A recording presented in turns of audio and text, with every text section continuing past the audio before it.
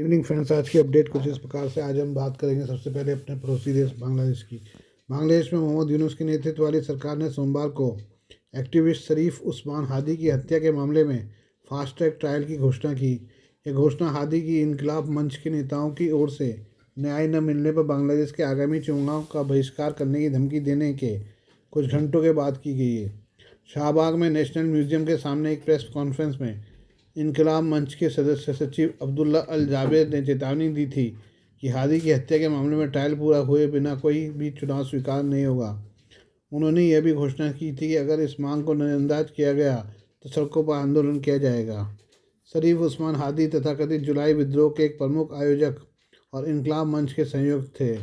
उन्हें 12 दिसंबर को ढाका के पल्टन इलाके में बॉक्स कलवरट रोड पर अज्ञात हमलावरों ने गोली मार दी थी। उन्हें इलाज के लिए सिंगापुर ले जाया गया और 18 दिसंबर को उनकी मौत हो गई। बांग्लादेश की मीडिया में ऐसा दावा किया गया था कि हादी के हमलावर सीमा पार कर भारत में घुस गए हैं। हालांकि बांग्लादेश पुलिस ने इसका खंडन किया, कहा कि उनके पास इस संबंध में कोई जानकारी नहीं है। प्रथम आलोक की रिपोर्ट के अनुसार जाबेर ने कहा, न्याय से पहले कोई चुनाव नहीं। उन्होंने कहा कि यह मंच दिन में बाद में शाहबाग से सेंट्रल शहीद मीनार तक विरोध मार्च के बाद अपनी अगली कार्रवाई की घोषणा करेंगे। उन्होंने कहा कि यह कार्यक्रम तय करेगा कि इनकलाब मंच अंतरिम प्रशासन का समर्थन जारी रखेगा या उसके खिलाफ एक बड़ा आंदोलन शुरू करेगा।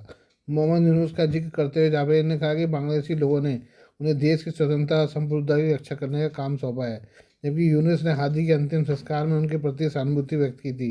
जावेद ने कहा कि वो यह बताने में विफल रहे कि न्याय सुनिश्चित करने के लिए क्या कदम उठाए जाएंगे। जावेद ने कहा कि चुनाव में जल्दबाजी करने और फिर चले जाने से पहले उन्हें लोगों को बताना चाहिए कि किसने उन्हें बेबस बनाया। न्याय पहले आना चाहिए, फिर चुनाव, उससे पहले कोई चुनाव नहीं। जावेद ने मोहम्मद यूनुस के नेतृत्व वाली अंतिम सरकार के सामने दो मुख्य मांगें रखी। हादी की हत्या के लिए जिम्मेदार लोगों को मुकदमा चलाने के लिए 24 घंटे के भीतर एक विशेष न्यायाधिकरण का गठन और यदि आवश्यक हो तो विश्वसनीय जांच सुनिश्चित करने के लिए FBI या स्कॉटलैंड यार्ड जैसी अंतर्राष्ट्रीय एजेंसियों को शामिल किया जाना चाहिए। उन्हें मांग की कि अगर हादी के हत्यारे बांग्लादेश में हैं तो उन्हें तुरंत गिरफ्तार किया जाए और अगर वे विदेश भाग गए हैं तो उनका प्रत्यर्पण किया जाए। बांग्लादेश के कथित छात्र नेता और इनकलाब मंच के प्रवक्ता शरीफ उस्मान हादी की मौत के बाद पूरे देश में हिंसक विरोध प्रदर्शन हुए हैं। हादी को भारत विरोधी बयानों के लिए जाना जाता था।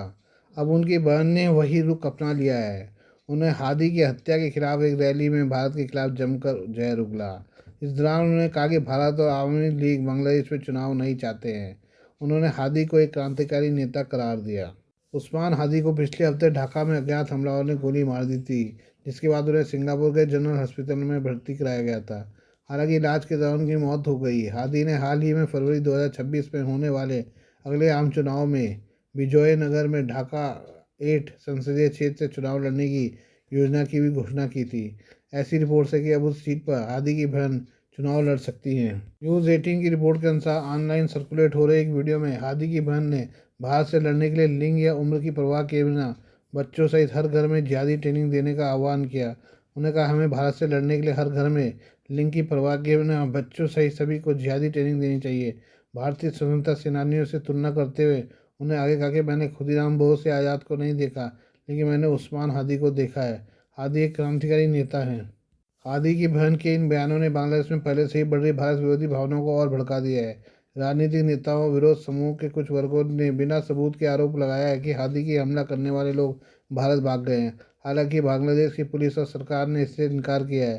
पुलिस ने कहा कि उनके पास कोई सबूत नहीं कि हादी के हमलावर देश छोड़कर भाग गए हैं। ये हम बात करें डोनाल्ड ट्रंप की। डोनाल्ड ट्रंप के पीस प्लान के तहत पाकिस्तान गाजा पट्टी में सैनिक तैनात करने की योजना बना रहा है। पाकिस्तानी राजनयिक और मिलिट्री सूत्रों के अनुसार प्रस्तावित इंटरनेशनल स्टेबलाइजेशन फोर्स ISF के तहत पाकिस्तान की लगभग 3500 सैनिक तैनात करने की योजना है।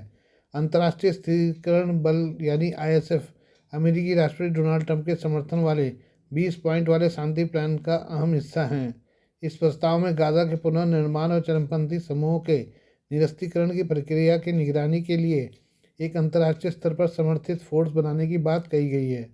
ट्रंप ने मुस्लिम देशों से ISF के लिए सैनिक लॉजिस्टिक और उपकरण देने का आग्रह किया है। माना जाता है कि अमेरिका द्वारा पाकिस्तान के सेना प्रमुख फील्ड मार्शल असीम मुनीर को हालिया दिनों में महत्व देने के पीछे भी यही मुख्य वजह है। अमेरिका पाकिस्तान को इस बल का हिस्सा बनाना चाहता है।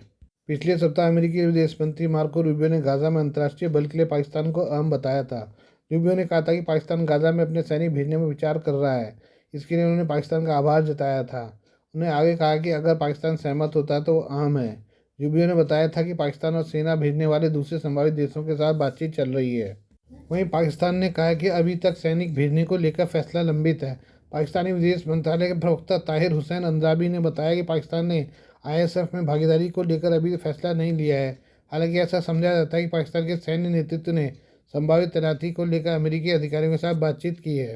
पाकिस्तानी सेना को गाज़ा में भागीदारी वाशिंगटन के साथ इस्लामाबाद के संबंधों को मजबूत कर सकती है, लेकिन इसे इस्लामिक पार्टियों से घरेलू विरोध का सामना करना पड़ सकता है। ऐसी खबरें भी सामने आई कि नसीम मुनीर जल्दी ट्रंप से मुलाकात करने वाशिंगटन जा सकते हैं, लेकिन पाकिस्तानी विदेश मंत्रालय ने रिपोर्टों को खारिज किया है। पाकिस्तान में गाज़ा युद्ध को लेकर यहूदी देश इसराइल को लेकर पहले ही गुस्सा है। ऐसे में गाज़ा में सैनिकों की तैनाती को कट्टरपंथी इसराइल और पश्चिमी देशों के नेतृत्व वाली सुरक्षा पहलों से जोड़ सकते हैं। Please do like, share and subscribe this channel of mine, news, views and analysis by Prakash.